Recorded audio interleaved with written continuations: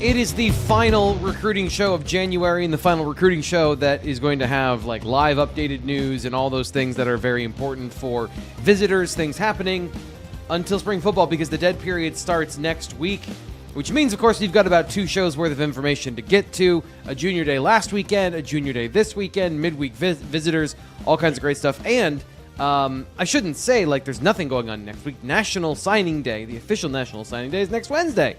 So there's all kinds of stuff for us to discuss on the BWI Live Recruiting Show. I'm Thomas Frank Carr. We're going to be getting to all of those things today. Ryan Snyder and Sean Fitz with us as well. Fitz, normally I'm the one that's in costume, and I love it. What's going on for everyone watching on YouTube? You got a hockey jersey on? Is that what that is? Yeah, I'm in a hockey state of mind.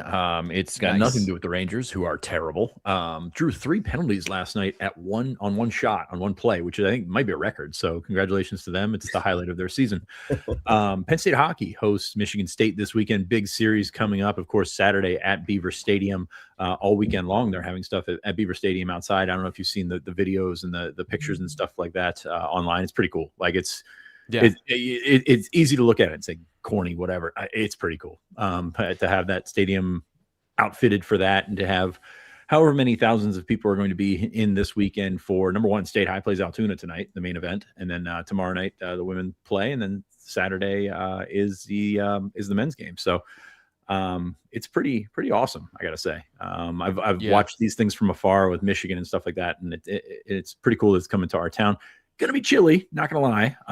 If you're going to that game, bundle up and then bundle some more. But it's really awesome because this hockey program has taken off, and it's cool to watch it grow from nothing, from a club team, from drinking at the G-Man with the club hockey team to where they're at now. And sure, they're still drinking, but probably at a different establishment.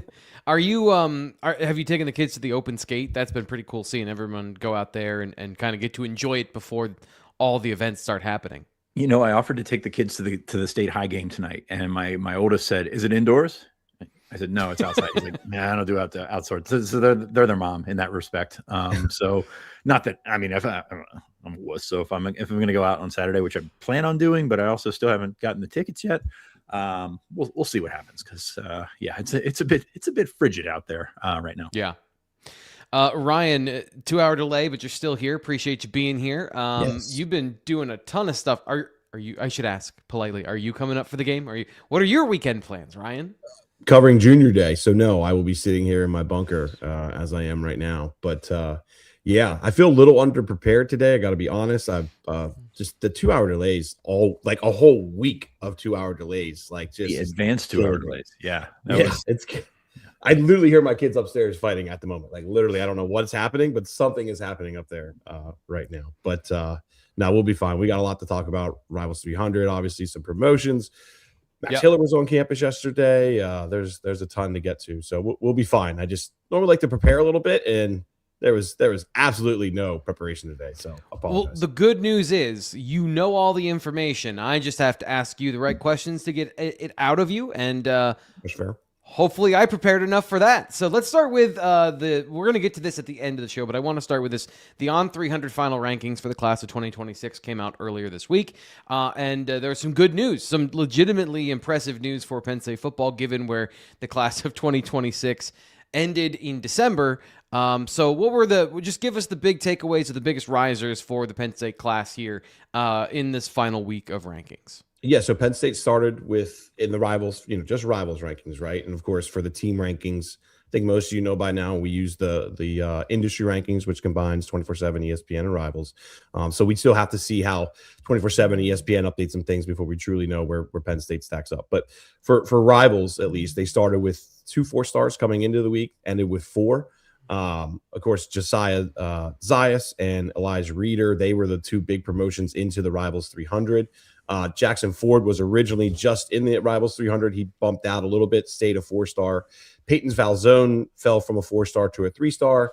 And Tyrell Chapman, cornerback out of Nebraska, jumped from a mid 3-star up to a 4-star, but outside the Rivals 300. So that's how we ended up with the 4 stars math right there.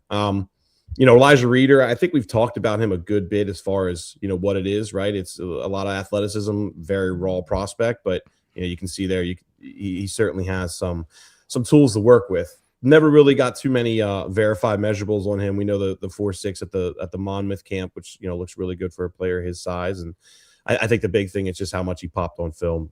Just talking to Charles. So we actually have a write up on the page that I just put up like 10 minutes ago of Charles Power breaking it all down. And if you guys want to check that out, he does a better job of evaluating film than me. I stick to being a journalist more than a scout. Josiah Zayas, really interesting one. This was the one that, truthfully, I didn't know was coming. I expected Elijah Reeder because I talked to Charles, I don't know, we'll say a month or so ago, and definitely got the vibe that he's jumping up. But Zayas was kind of surprising to me. Really interesting player here because he could be a wide receiver or cornerback at the next level. Penn State firmly plans to start him at corner. But as we were going through this process and I was trying to figure out, who to watch and all that, and, talking to different people, multiple people said that they think he could be a wide receiver as well. So time will tell. It kind of depends on, how he does that first year on campus and probably, players at those positions as well. And, where they need to use them, but 6'2", 200-ish, we actually do have verified numbers on him. I think he ran a 4.6 at one of the Under Armour camps, had a 4.3 shuttle, broad 9.6-ish, I want to say, which all respectable numbers. I think the big thing was, for Charles at least, was just how crisp his route running is and those kind of things. I think Charles kind of likes him more as a receiver than a corner. Like I said, time will tell. We'll see where Penn State ends up. But body control, ball tracking, all those things are really good with Zayas. You really like the way he addresses the ball in the air, and like you mentioned, his route running is all really good. Yeah. So big promotions for those guys. Go ahead, Sean. 44.7.5 triple jumper as well. I forgot to mention it to you that Charles reached out to me about Zayas last week. He says, "Hey, thanks. Where's Penn State going to play this game?" Yeah, well, it wasn't much of a conversation. I actually forgot all about it until the on 300 came out, because don't really do that whole thing. But now you look at what he's bringing to the table. Another long athlete. You look at that class of 2026, and can they play? We'll find out. But Tyrell Chapman, Bryson Williams, Amarian Jackson, Zayas as well, all long, lean athletes that you're going to probably play in the secondary, that are that wide receiver DB type of projection. And if you look back to what Matt Campbell did at Iowa State, there's a lot of those guys. There's a lot of those projections. Not necessarily like, this guy's definitely going to play this position, definitely going to be a corner in college, or definitely, if he's not a corner, he can go to safety. They've also got pretty good ball skills and pretty good skill sets that I don't want to say complement each other, because you don't really complement each other when you're out on the field, but they're very, very similar prospects in that regard. Yeah. It's interesting because the way they built it at Iowa State, and I know that like last year was very specific, but these are zone corners. Like you look at some of the templates that teams have, or I shouldn't say zone corners, zone defensive backs, big, long, super long arms that get into passing lanes, and not all of them have to be the fastest guy in the world, but they do need to have the ability to play and read and react. And I see a lot of that from this particular group, and I don't know if this is because, that's not necessarily what you would expect to have from what we saw on film from Danton Lynn at USC this past season. It's just an interesting like now versus the future conversation about Matt Campbell and his staff and what they value, what they look for in these recruits, and then what are they going to build in the short, medium, and long term. And I think all those things are not necessarily the same. Like they could be different this year than they could be in the future as Terry Smith starts to recruit guys that are more on the parameter of what they're looking for in the future. It's interesting. It's just a wedge in there. Terry's going to recruit his guy. Like Terry's not going to change the way that he recruits. Now you look at the way that I think you're going to see a lot of tall safeties. I mean, if they can turn their hips and they can flip and go and do that at 6'1", 6'2", like Joey Porter could do. Okay, well that changes some things. That changes things for everybody, right? And if that guy can do that, he's probably a national or at least a high regional recruit. These guys are kind of all over the map in terms of ranking. You could also add Christian Askew in there. That's listed at 6'4", 200, I think it was. Just another guy. It's really hard to play corner at that level or at any level at that size. But if you can basically put yourself through it, we saw it was the Key Wheatley. We saw it with some other guys that have come through where they spend a year or a semester or the spring semester or whatever playing corner.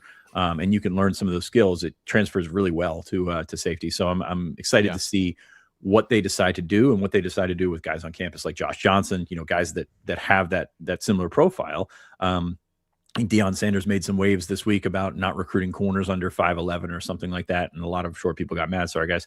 And you can find anybody that can play at any size, but also if you can find the guys that can play at the larger size, because they can tip that ball away instead of, or they can pick that ball instead of tipping that ball away. They can tip that ball away instead of just, saying, I shouldn't have cut my fingernails this morning. So that's what you're looking at when you talk about, and I'm sorry to hurt your feelings. T. Frank, you look so sad since I said that. I slid that little short guy reference in there. But I'm a normal height. I don't know what you're talking about. You're right. It's a totally normal height, not for football, but I'm a totally normally heighted person. Yeah, it's like, and then I get coming back and saying Daquan Hardy was phenomenal at 5'9" or whatever. Yeah, he absolutely was, and he's more of an exception than anything. And slot corners are different. So I'm very curious to see what this secondary specifically looks like in 2 years. Yeah, you can use this. You can use the sideline, and you don't have to turn and flip your hips if you're playing in a certain technique. Like, there's different ways around it if you want to have tall corners and you want to have all those things. The flexibility of the defense, that's what we're talking about here. And I think when you talk about Joey Porter Jr. or some of these guys that are tall and can run and can flip their hips, obviously those are the 5 stars everyone's interested in. But can you find those guys that are right on the borderline and then teach the most? It's going to be interesting to see, because I think it's one of the more unique situations and maybe departures from what we saw previously, and we'll see how it kind of goes going forward, where 2026 is a unique thing. We'll get to it later. Very unique. 2027, though. What was go ahead. One last thing. Let's not act like they haven't missed on tall corners. Joseph Johnson. They've missed on quite a bit. So, but that's just, I think it's kind of just the nature of recruiting, really. It's a 50% hit rate everywhere, including those guys.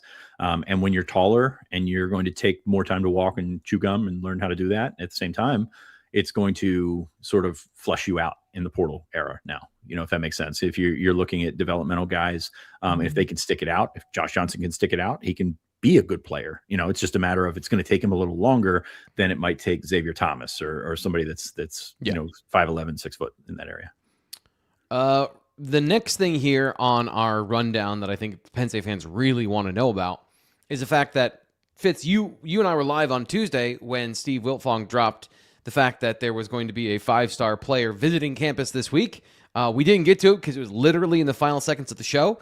Maxwell Hiller decided to join Penn State midweek, so I just wanted to throw this to you guys. I know that this isn't what you guys were specifically covering, but have you had any thoughts about the fact that he's visiting Penn State midweek and then visiting Ohio State on the weekend? Does that change anything for either of you? Is that a logistics thing of he's a Pennsylvania kid, so it's easier to get here on a Wednesday and go to school, and then, of course, going out to Ohio on the weekend? Or is it a priority set, do you think? Ryan, do you have any general thoughts on the situation with Hiller visiting in the middle of the week? You reminded me I needed to update his profile, which I just did. Thank you.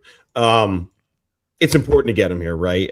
I think there's going to be work to do with Hiller. I just think because of the way his recruitment has really progressed over the last couple of months. Do I think Penn State can be in the mix? Absolutely. And getting him here when he wasn't originally planning to be here is massively important for that. I haven't spoken with Max. Steve has a story up on our site now. Everything you'd expect him to say, right? Really enjoying getting to know the new staff, enjoying the way that, they look at things and getting to know, the way they would maybe use him differently compared to others, things like that, right? So that's all important, and getting him here now rather than having to wait all the way till mid-March, maybe the end of March, is really important, because those official visits are going to be here before you know it. And the other thing with Max too is this is a player whose recruitment has been heavy for a year now, right? So I expect him to take his officials and all that. But say you did wait all the way till mid-March to get that first visit for a new staff. Well, I mean, you're talking about a 2-3 month, really hard recruitment. Not that they, obviously they're working on him now, and we'll talk in February, but I just think getting him here and getting that first taste of this is why we're going to do things is important for them to build off in conversations, Zoom calls, things like that moving forward. But certainly, Florida is going to be a contender with Troutwine. There's a very good relationship there, and Ohio State has come on strong as well. I don't think it's at all a coincidence that those two schools were the two that he set out to visit in January. And also we know South Carolina's in a good position there as well. We'll see how things go. But and Alabama too. That's another one too. I didn't want to forget about Alabama. But there's I don't know. Right. I wasn't very optimistic on Spell, and then I got shut down on that one. So I don't know. Time will tell. I kind of feel like is there a percentage you would put on? No, sorry. I would not put any percentages out there. But I think Hiller's going to be. There's a lot of other in-state quality guys that I think Penn State's probably going to have a better chance with Hiller at this point. But again, it's also January 29th. I don't want to overthink it too much because April, May. I mean, a lot of things can change and will. So it's not. Sorry, go ahead, Fitz. Go ahead. This is a rebuild in the sense of his recruitment, because I think he was very high on Penn State early. Of course, when he was very high on Penn State, they were winning. He knew the staff. He knew Phil Troutwine really well, and I think that was one of those things that you looked at.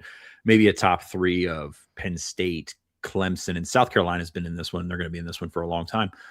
So it was just kind of one of those things where you were looking at what he was being recruited as and the comfort level that he had, and it was all there, and then it all went away, right? And even before James Franklin was fired, you sensed this one kind of falling off a little bit, maybe a little bit of fatigue from all this everything, because he's from Coatesville, he's from right down the street. He hears not just the praise, but he hears the criticism as well, and you started to sense a little bit of a shift there.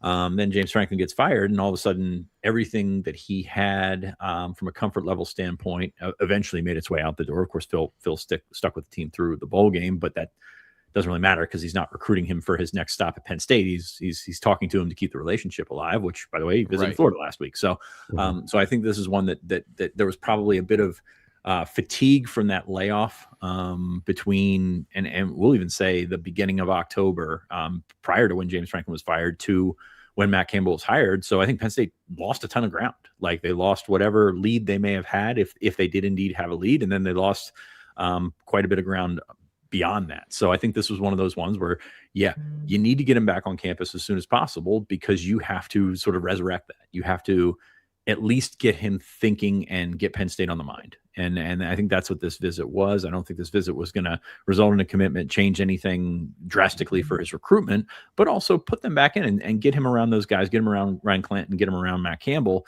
and say, hey, here's what we're building here. This is something that, you can be a part of and be a different, refreshing aspect of. Because we talked about James Franklin being here for 12 years and those results sort of leveling off on the recruiting side. And now you have a chance to juice it up, to get a bump here, to get him back and excited about it. I don't know if it's going to work, because I think he's heavily looking down south. This is not a situation where, he's going to Ohio State this weekend, but it's usually guys in that area would be Notre Dame, Michigan, all that stuff. This is more Florida, Clemson, South Carolina, Alabama. Like, he's very heavily looking south. I don't think it's a monetary aspect, but it's going to come with the fact that he's going to be a 5-star or going to be close to a 5-star. So this is one of those recruitments where it's going to be tough, but you had to get him on campus now, because that layoff, that February layoff, and I get why they do it, is such an agonizing length of time. Even though it's the shortest month on the calendar year, you feel like it's going forever without a visit. And then you feel like, because nobody's visiting anywhere, but you feel like interest is waning everywhere. Like that's kind of how February always turns out to be, since they put this dead period in. So I'm very curious to see if this results probably in a spring practice visit, but it's just get him to campus as much as you can, because he is a very, very important target for them. He's very, very, very, very important target for everybody.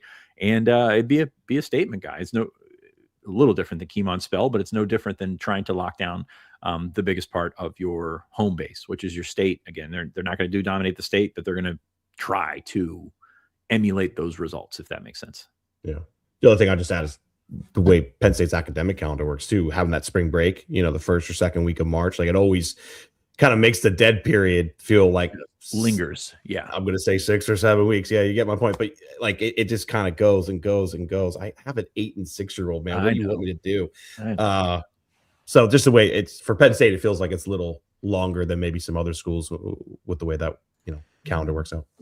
It's interesting that you mentioned how recruiting had leveled off, and it had, but one of the areas where you felt consistently good about Penn State recruiting was offensive line, especially a tackle under Phil Troutwine, and now there's a reset there with this particular situation. I actually think, like, from the results I've seen and kind of what he was working with, I think Ryan Clanton is an excellent offensive line coach. We'll see from the recruiting aspect if that kind of holds through. He has the same pull as a Phil Troutwine, but their work of retaining, I know that the work in retaining guys on the roster in December has, there is a certain aspect of like relationship and building trust and all those things. There's also other aspects to it, and we'll see if like how he's able to recruit at this level with a guy like, as you mentioned, a statement guy early in Pennsylvania in Maxwell Hiller.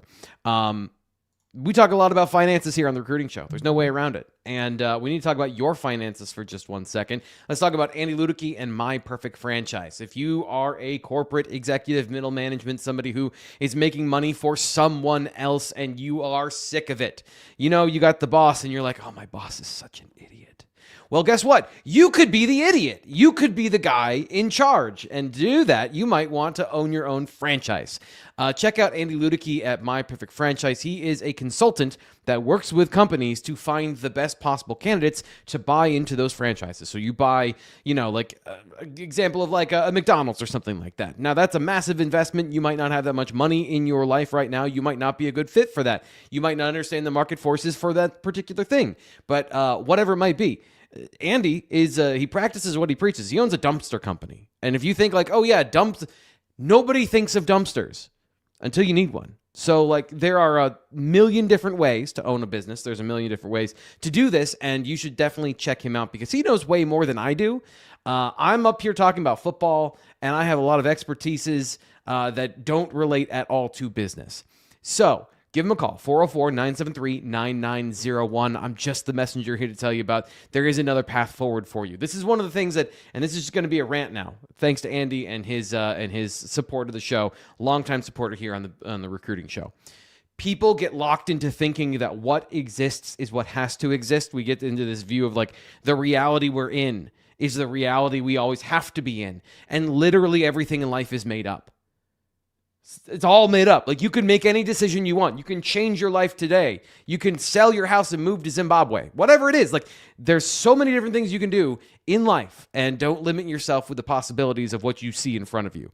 And that includes business and in football. And let's talk about some more football. Let's talk about the junior days, which we've been talking about here in a roundabout way, but what's going on here in the final 2 weeks is Penn State has hosted their junior day last week, and then, of course, they have one coming up this week. So I think what people really want to know, guys, is what's happening next, because we've talked about it.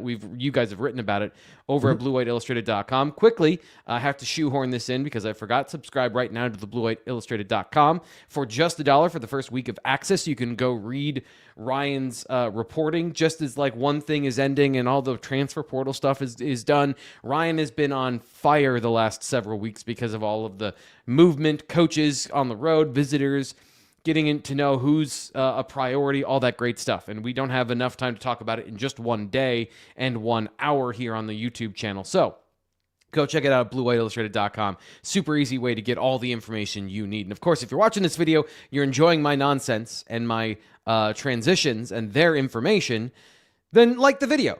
Subscribe here to the YouTube channel as well, because we got a lot of great stuff, including when we get a chance to talk to the staff, when we get the next time for all the coaches to speak, we'll have it for you here on the Blue White Illustrated YouTube channel as well.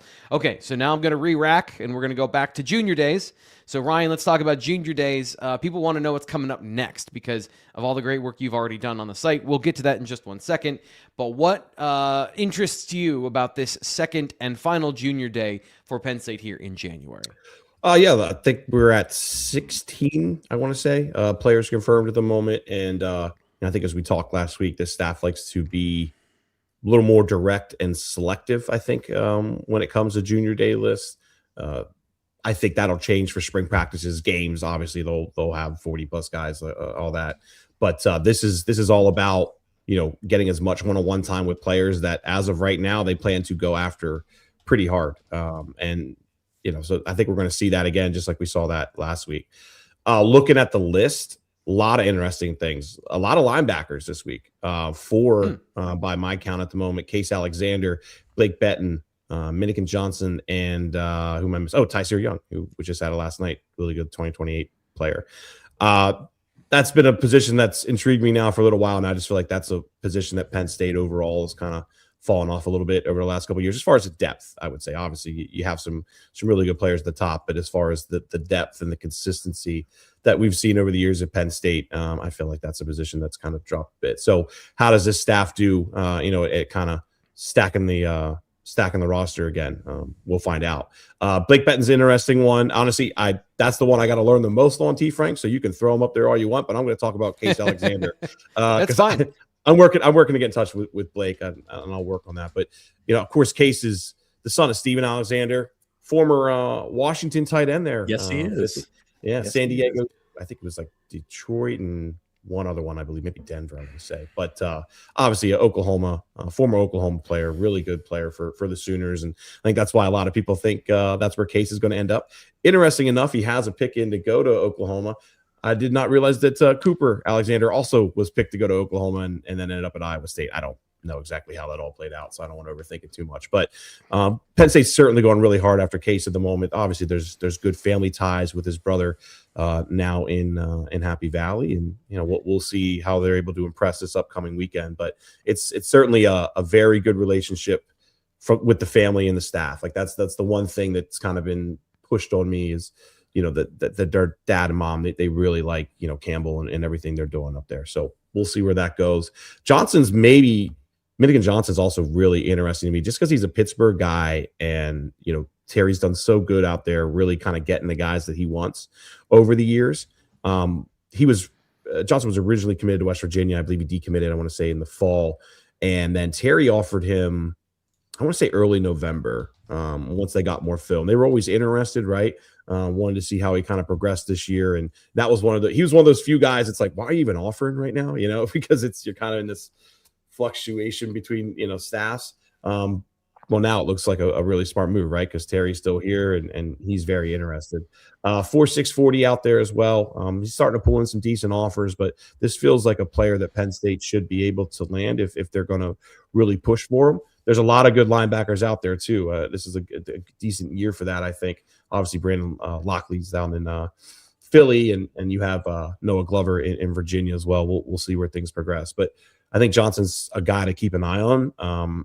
As of right now, everything kind of looks like Penn State's going to push pretty hard for him.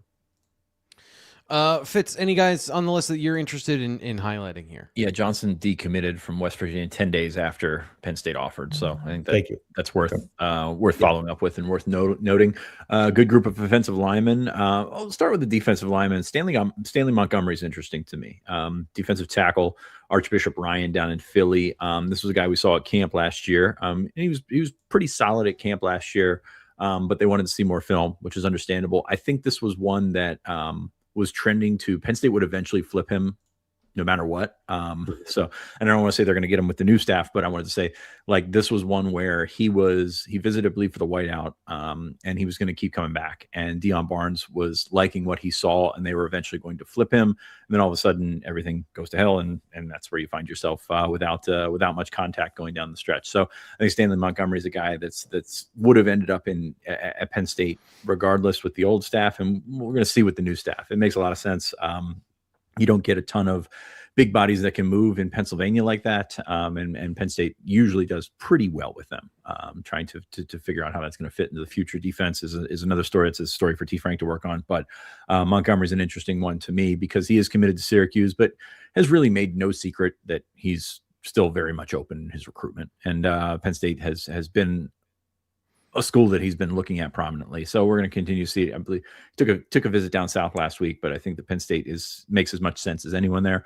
Will Slagle from Iowa, back to the offensive line. This is the only 2027 commit that Matt Campbell had at Iowa State before coming to Penn State, and it's a pretty good chance that he could follow him to Penn State. I know that I think some people have already put in picks, but Slagle makes a bunch of sense for Penn State. Interior guy, fits what Ryan Clanton has recruited very, very much. And if he gets out here, he likes the school. He obviously likes Campbell. He obviously likes Clanton. Excuse me. then I think things can go Penn State's way pretty quickly in this one. But good player, good hard-nosed interior guys, guard / center type player that can really move some people. So I'm excited to see what Will Schlegel thinks of Penn State, because I think if he likes Penn State, I think the next step is probably not that far off. Yeah, already likes the staff, clearly. So that's a good fit there if all those things align. Ryan, he's I don't an want Iowa to State legacy too, which I actually think is where I mean to say with that is the fact that he's still leaning towards Penn State. Just kind of speaks to the staff and the relationship, I kind of think. But, it's interesting you mentioned that, because you said Case Alexander. Okay, Cole Alexander's coming to play tight end for Penn State. Terwilliger, Cooper Terwilliger from South Dakota. His brother was a walk-on from Matt Campbell at Iowa State. Will Schlegel, Iowa State legacy. Mason Bandauer, who signed with Penn State, is enrolled for the spring semester. He's an Iowa State legacy. So he's transversing this legacy thing because of the relationships that he's been able to build, not just with the players, but with the families as well. So I think that's notable when looking at connections that guys have to Iowa State. They're not necessarily going to singularly be to Iowa State. They're going to be to Matt Campbell as well. So I think that's worth watching with a guy like Schlegel, even with a guy like Alexander, and as well with Terwilliger. So I'm curious to see if that is as much as I think it is in the back of my mind. It's interesting. He obviously made strong inroads with the alumni and the lettermen at Iowa State, and something that I think he's going to focus and prioritize here at Penn State as well. How all of that plays out and how all of those things happen in the future is to be determined, but strong signal here that the coach and his coaching style seems to transcend those ties, to place, to the university and to the what all of those things brought together. I don't want to keep just asking you about individual players, so if you guys have any other guy, any 28 guys or any other 27 guys you want to talk about, we can hit that here, or we can get to Sean, you didn't want to hit on Marvin and Gutsa? I think I got that right. I left a couple names for you to say, including the offensive lineman from Columbus, but that's all you, buddy. I 6'7", 275 edge rusher. I think he's going to be an interior guy. I mean, we'll see. He does rush off the edge currently, but originally from Germany, another PPI recruit, right? How many times have we talked about, some of those European guys coming over? To me, like, a lot of big schools are offering him at the moment. I think a lot of those schools are going to probably ask him to camp too, unless I'm not aware of him camping at a ton of schools last year, but I could be wrong with that. But just an interesting name to keep an eye on because of the size, and he's obviously very raw still. But I mean, he's picking up some big time offers here in recent weeks. I know Georgia was one of them somewhat recently. I think Michigan was another. But just an interesting player that seems to be really what's the best word? Intriguing to a lot of top programs. Whether that's how it looks in May and June when official visits come around, we'll see. Yeah. But there's certainly a lot to work with there. Still very raw, of course.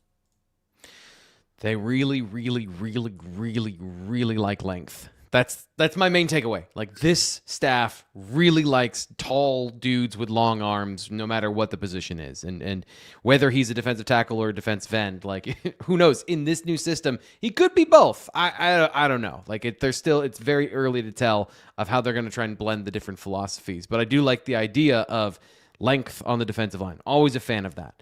Even when you had 6'3" guys or 6'2" guys that had longer arms than their frame would normally suggest, those are the Abdul Carters and guys like that. 6'7",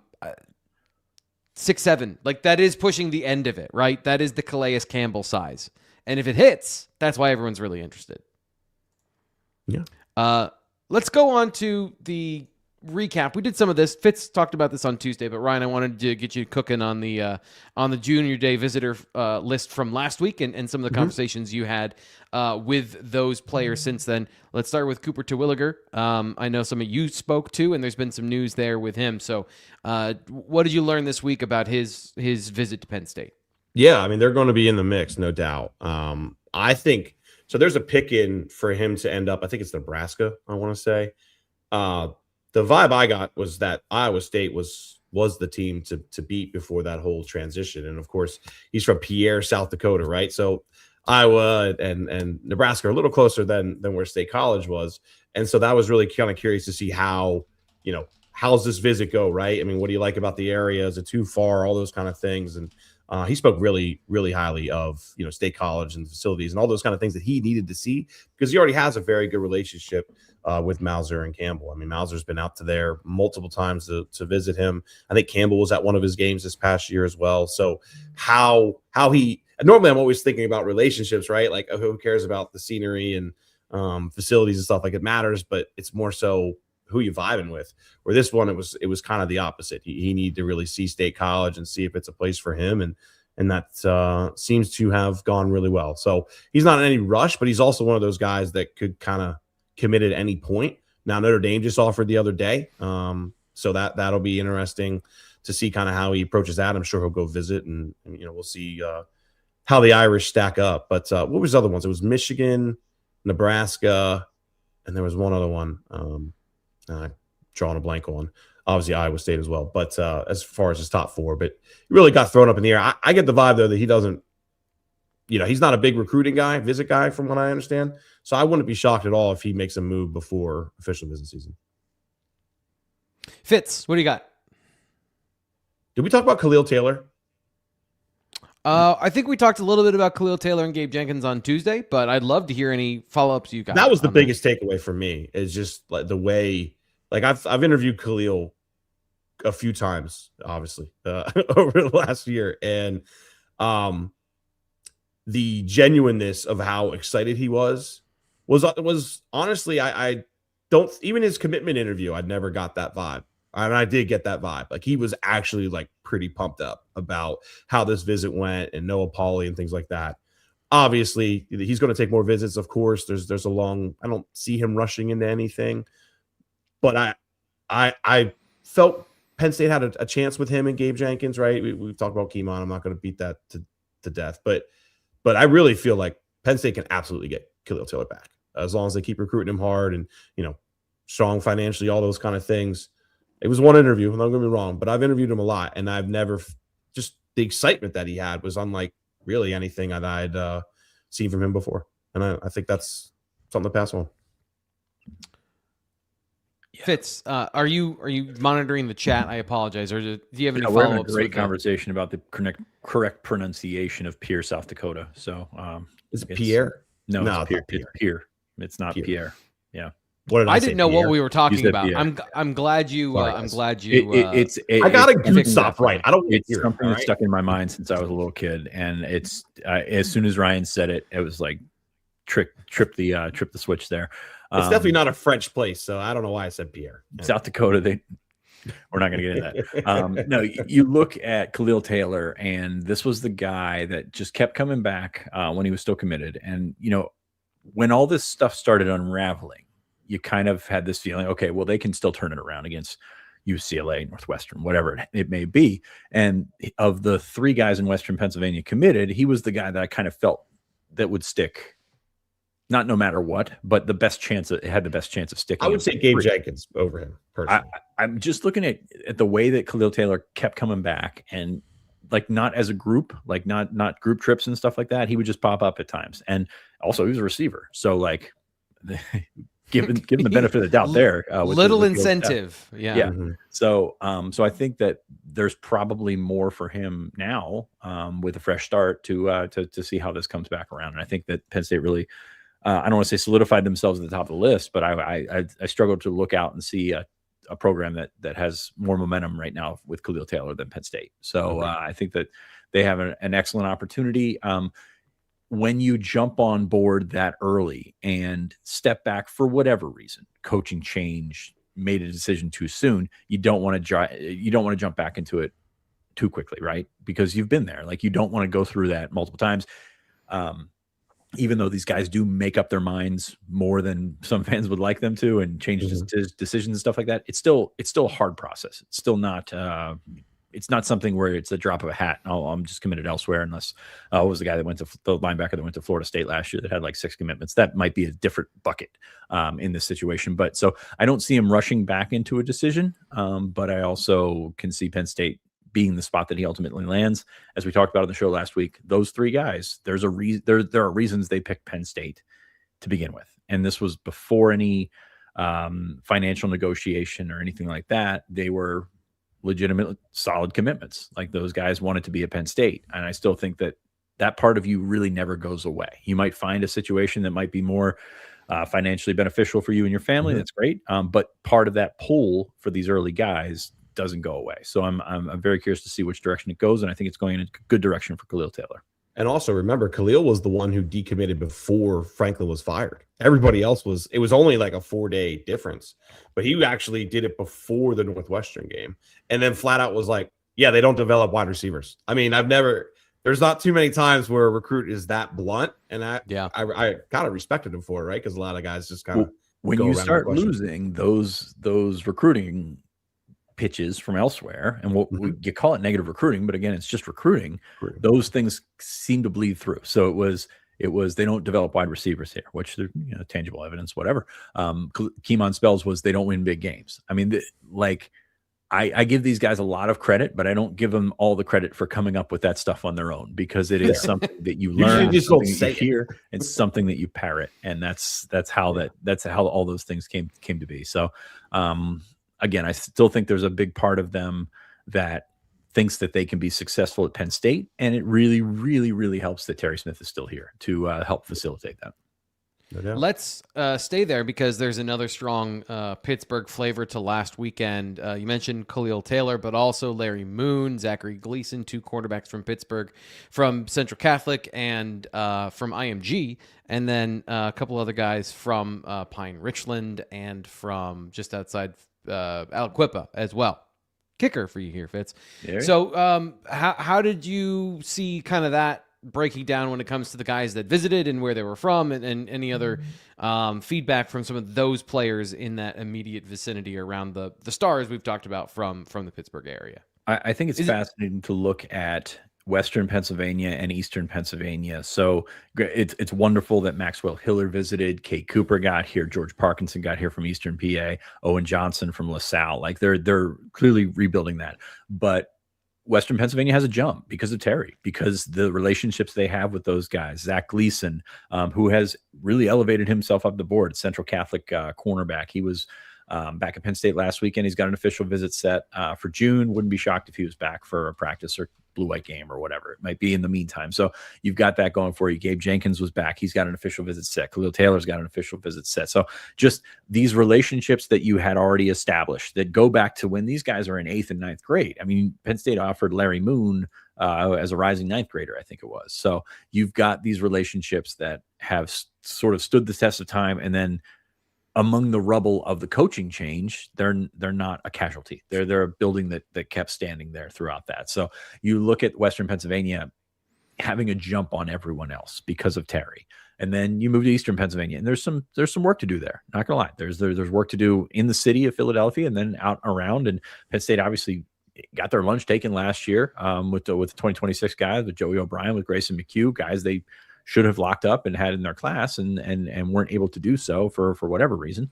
And that one hurts. And now you're kind of going into that area saying, what did the previous staff do wrong that we can change? And can they change that? I don't know. We'll see. But they can say that they're going to change it. They can work on changing it. And then they can eventually maybe land some of those guys. So I think you're going to find yourself in a good spot, a really good spot for those Western PA guys. And it's going to be a process for those Eastern PA guys. But as Ryan mentioned, like we are still on, it's January 29th. This is still insanely early for offers for like guys that are just going to be on the radar. Like Penn State's offering multiple guys every day, but there's still more to come. There's still a lot more to come.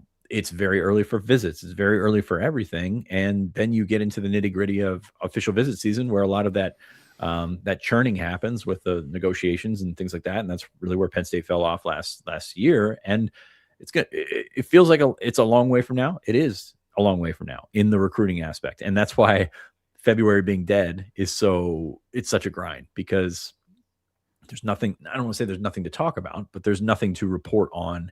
And it's just every month, just kind of grind.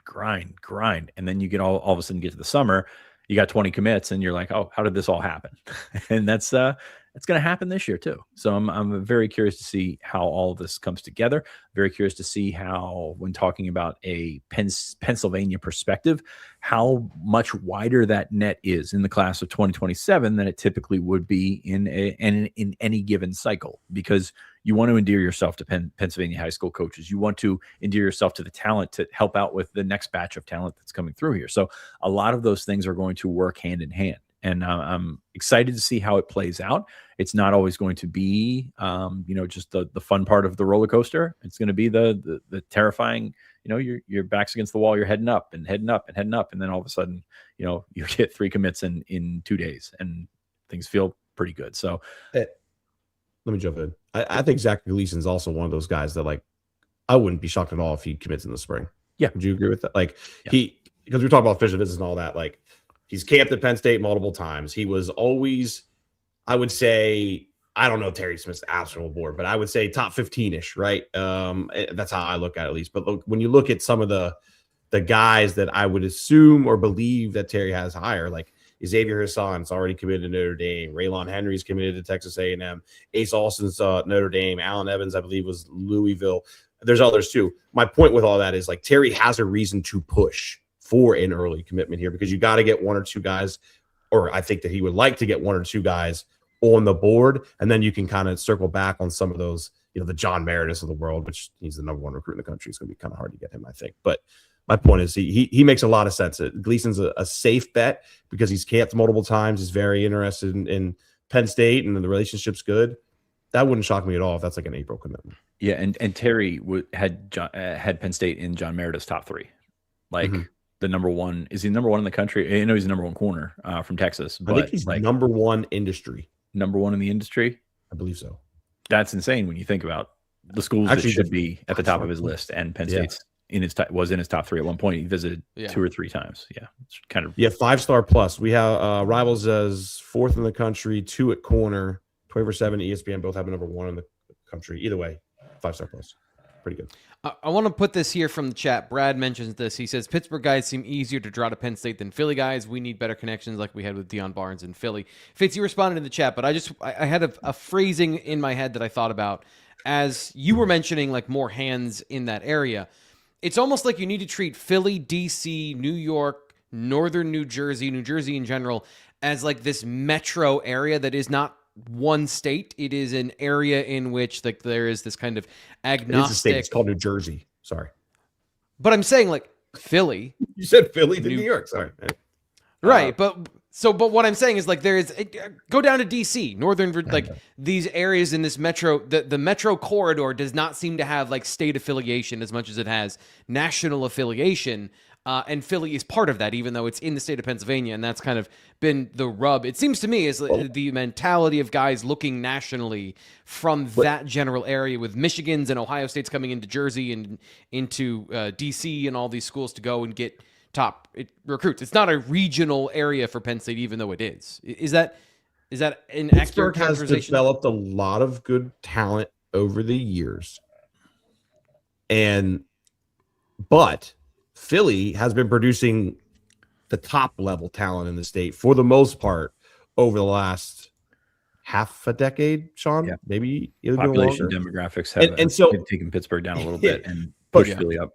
Yeah. And I just think so when we look at how's Penn State getting all these guys from Pittsburgh? We're not Philly. Well, those Philly recruitments have been way more competitive. I think for the most part, where I'm not obviously, Jay Timmons is kind of an outlier a little bit. He really moved up the board late, and there's other good examples. I'm sure if I went through all the rankings, we could, mix and match. But broadly speaking, the Philadelphia talent that's been out there, there's just been more 5-stars, more top 100 players, all those kind of things. So, and, those are big kind of schools. That's kind of what I'm saying is Pittsburgh is in Pennsylvania. Philly is not in Pennsylvania. Philly is in this area that is a contested area.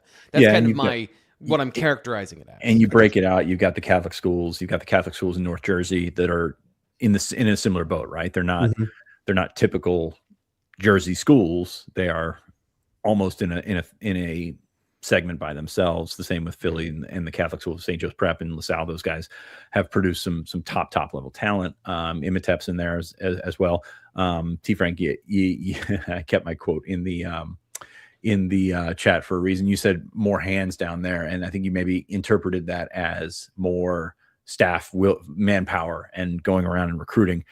There's just more hands out down in Philly. No, it's a very different recruiting psyche in Philly than it is in Pittsburgh. And that's why you see a lot of those Philly kids, the eyes are on down south. And they were on South Carolina before Deion Barnes got to South Carolina. They were on, Florida, and Sharif Floyd went to Florida, and Eni White, when he was a top level prospect, didn't agree with it at the time, but whatever, went to A&M. You had a bunch of guys go to A&M. Elijah Robinson helped with that, but other things help with that. So like you're looking at all these different factors weighing in that makes Philadelphia much different than Pittsburgh. So. Yeah, I apologize. I did think it meant more competition, more different schools, more. I know what you mean. Let's. It's called New Jersey. So dumb joke. Let's go. I'm sorry. That's on me for not getting that joke. This is a perfect time, though, to transition to where the coaches have been on the road in the past week since we had this conversation, Ryan, and where they're prioritizing in their 2-week window to go and visit and make these first impressions. I've at least been of the perspective that this window of first impressions for Matt Campbell specifically as the face of the program, as the head coach, and of course all of his top lieutenants is very important. So fill us in. What have you seen from them on the road and how that's all played out as what you think they're prioritizing, where they've been, the players they've been prioritizing as well? Yeah, snowstorm messed them up on Monday, right? So we really only have kind of like 2 days of a sample size here, although Terry Smith did go see Zachary Gleason on Monday. But, for the most part, don't believe the staff was really out much. I'm sure they hit the road that night and, to be at schools on Tuesdays. But really just kind of the thing that's most interesting to me is Akika Malloy going out to Hawaii. I mean, did we ever think we were going to see that? Penn State recruiting Hawaii. They're going to start recruiting Polynesian kids. And are they going to get them? We'll see. Great for a June official visit. I tell you what. Yeah, right. At the table for a June official visit. Yeah, I just found that interesting. I mean, it's a whole new staff, right? So, I mean, obviously we look at the last decade or two and you're like, why are you even bothering? But who knows, right? And obviously he just spent years out on the West Coast, right, at UCLA. And so there's very good relationships there. It's like what we talk about with Campbell and the Iowa State guys. They have those established relationships in the Midwest, and they're going to recruit those guys that they were already previously recruiting. So whether that's this year or next year kind of thing, or whether that's a long-term thing, I think the results will probably kind of dictate how that plays out. But I thought that was really interesting to see him out there. I could see it in year one. Like I could see those relations. I mean, that is family's everything for those guys. And that is what is going to be preached. And that is what, your family is going to take care of you, whether you're at UCLA or in State College. I mean, you saw it with Venga. These are, and they didn't have someone, Stacey Collins was their Polynesian recruiter, their West Coast Polynesian recruiter. Stacey Collins, all five of him, and just, he's wonderful. I love him. But it was very different, I don't want to say builds, but they're very different than I'm used to for a Polynesian recruiter. But he identified with them because he understood the culture. And that's what, now that you've got somebody that's from within the culture, that makes a big difference. So I think they can do that. I actually was talking to somebody last week and we're talking about Polynesian recruiting. And I was like, well, it's pretty chilly here. And they're like, they don't feel cold. Okay, great. Well, this is the thing I was going to jump in with, is that, yes, there is the divide of most of the Polynesian population is on the West Coast, but some of the most famous Polynesian football players, which is important to the conversation here, played in Pittsburgh and did pretty damn well. Like Troy Polamalu, I don't know. I think he did pretty well in Pennsylvania. Isaac Sayamalu, those are just two that came to the top of my head. In the NFL, if you are going to do this as a profession in the future, and that's something you want to do, there's a strong chance you're going to be playing in the Northeast, and there's a strong chance you're going to be playing in cold weather. So, I don't know. I'm not trying to give out a free sales pitch, but in my mind, there is a rational thing of Penn State isn't that crazy. This is all kind of professional football, so why not? Yeah, it has nothing to do with the weather for me. It's the distance of, for the most part. I mean, that's now finances and things like that change things now. I know that Penn State's used that pitch for a long time. It's you have to play in the weather, the NFL. You don't get to pick if you do. Like That's the point. When Troy Polamalu went to the Pittsburgh Steelers, that was the Pittsburgh Steelers' call. Troy, if he was given a chance to live 3 or 4 years and wanted to live in, he did live in Southern California. Like that. Yeah, I was gonna say he went to USC. Like you will get there. Yeah. But that is absolutely a recruiting pitch where it's just like, hey, look at this thing. Don't pay attention to the part where you actually get to pick where you live. And somebody made a point. Someone made a point in the chat. BYU and Utah are also not warm. And that's, I think it's less about weather than, as Ryan said, about distance. So it's very, very all over. Especially from Hawaii. Can you imagine like guys actually coming to the state college from Hawaii? I mean, how many, I actually have to look that up. I wonder how many like Hawaiians have like played on the East Coast. I would assume the numbers are very low, but probably Ohio State probably has a couple of them. Who knows? But maybe Florida, somewhere in Florida, somebody goes to like UCF or Florida. I just found it very intriguing. I was like, wow, okay. It makes sense. Like I said, the relationships, that's just something I really have not seen a whole lot of over the last however many years. But by the way, Matt Campbell, that is the main point. The relationships are what matter. And the family aspect is what matters. And I think he'll do a good job in that. And I would not be shocked if they added a couple of guys in that mold even early. Like, I mean, we talked about when Jaywan Sider got here from Florida and Penn State, it was a wasteland for a while there. He landed John Dunmore and maybe another guy right away. Like we thought it would be a process. Yeah. TJ Jones. Yeah. I mean, like we thought that would be more of a process and take longer than it did. Those guys are willing to jump on board, then you take them.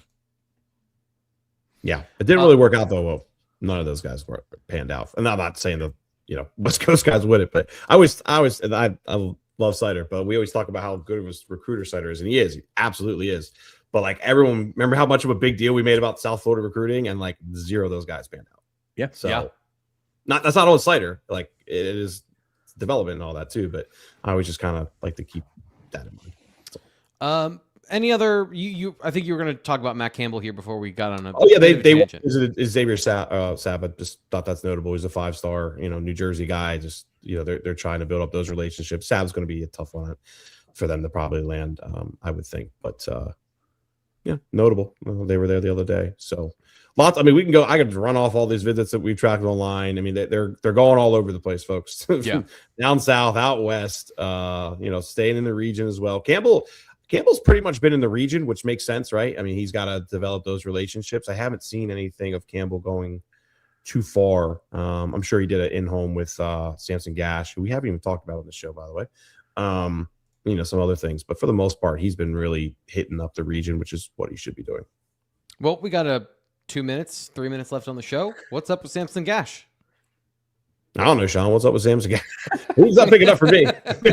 I've been trying. We talked about on Tuesday. He's got that Michigan State visit this weekend, and he's committed to Michigan State. And I think that Michigan State is in a strong position to keep him. Thought he had a good visit at Penn State, but also there was a lot of ground to be made up there, and it's different, right? It's not a situation where this guy has been waiting for. Well, I think it was a situation where he was waiting for a Penn State offer all his life. And then it didn't come, and that soured some things. And the new staff is not responsible for that. But hey, this is recruiting. Some of that stuff doesn't matter sometimes, right? Some of that stuff is irrelevant when you're talking about the thought process of a 17, 18-year-old kid. So, if I had to pick right now, I'd say Michigan State. We will see how they pitch him and how they run with that. But I think that his brother being there and him being from, this is a Penn State legacy, but he's from Michigan. Like he is from Detroit Central Catholic. So there's a lot of things drawing him to Michigan State. And that's why, last week on the show, I was like, yeah, just the stuff beside his name, the legacy and the fact that his name is Sam Gash and Sam Gash was a pretty good player here. That stuff's probably not going to matter as much in this one. So I would think Michigan State, we'll see how those last minute pitches go. Cause they can be very influential, but Michigan State was out in front of this one and Penn State was the trail horse on this one. I think they made up some ground, but I don't know if they made up enough. Ryan, where can people follow along? What are you looking for this weekend? As you mentioned, you're going to be following the junior day visits, recaps, getting in touch with people. What's your timeline on the weekend like for people when you post articles? How does that work? Saturday evening, Sunday, just depends on when kids want to pick up their phones, basically. So, now junior day usually ends around 5, 6 range, at somewhere in that ballpark. I'll be curious to see if they take him to the hockey game, by the way. That was something if you guys are up there, look for them, as they should. I mean, I would think that would be a plus thing to take them there for a period or something like that to show them around. But yeah, evening time, Sunday, we'll see where things go. It's also a dead period coming up, right? So like we've got I don't know what, 30 some days basically when you include spring break and early March of recapping things and learning more. So I'm not going to blow these guys up just to blow them up, if that makes sense, because we've got a long time to figure some things out. But we'll be working all weekend. And then, yeah, I'm taking a vacation. I'm actually taking the entire month of February off. I didn't know if I told you guys that, but we kept you in a cage from October to December, and now you're and kind of leashing it on everyone. It's like, okay, I need to take a break, which I get it, because you've been all over Blue White Illustrated. I'm taking my kids to Great Wolf Lodge for their birthday that got snowed out the other day, which I tried to do, this past week. So no, we're going away for 2 days. That's it. Taking them to a water park. Make them happy, man. Make them happy. The last thing for me, Fitz, anything from you before we get to the last thing for me? Not particularly. I'd love to hear what the last thing from you is. I will say, thank you guys for following along and interacting in the chat, and for doing so on our boards at BlueWhiteIllustrated.com. It's been a very, very active month for us, and transfer portal, recruiting, all that kind of stuff plays into it, of course. But I think that a lot of people have found a pretty welcoming home there. So thank you guys for that, and continue to think about Seltz and think about the process that he's going through. I know he's listening right now, so we love you, buddy, and we hope that things continue to go in the right direction. Yeah, if there's anybody that needs a trip to Maui Brewing Company, it's Seltz after all that he's going through. Nittany Ryan says, Maui Brewing Company is great beer and food if y'all need a staff outing. Listen, like I said, anything in the world is possible. So but it takes money to make those things happen. Coming back to what we talked about earlier. So if Maui Brewing Company is watching this and they want to fly us out there for a sponsored sponsored show, absolutely. But that's how that's going to work, is if they want to sponsor us coming out there. That'd be fun. I'd love to do the signing day show from Maui, but I don't know that that's going to be something that's in the On3 budget to take probably 5 of us. Stick to Anti-Fragile Brewing, downtown State College, East Calder Way. Check it out this weekend if you're in town for the hockey game. Yeah. I wouldn't even say that's a runner-up. That's just a great alternate option for what I did we're not say talking about in this runner-up. Trust me, conversation. I've had beer from both in Anti-Fragile. That's got my vote. All right. Well, thank you guys for being here today. We'll be back. If any news breaks this weekend, we'll be back with that. If anything else happens in the next couple of days, Monday, we'll be back with some more videos. And, of course, the live shows start again Tuesday, Wednesday, Thursday. It is the off season. We're getting into the non-contact period, all that stuff. But there's a bunch of things happening, and I would strongly suggest subscribe here to the Blue White Illustrated YouTube channel. And, of course, to BlueWhiteIllustrated.com to get all the information, all the context, conversation. I've been having a great conversation with people on the board about the offense. And, we haven't had any, news about the offense in months. That's what we can do for you. We can have that with you over on the site. But for now, we got to get going. Talk to you later.